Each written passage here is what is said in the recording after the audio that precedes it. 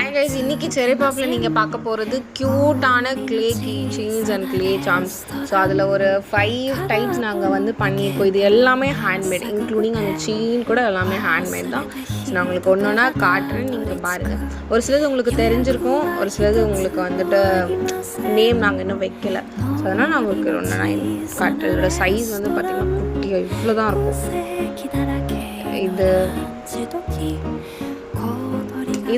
இது வந்து as usual இது நிறையா பேருக்கு தெரிஞ்சிருக்கும்.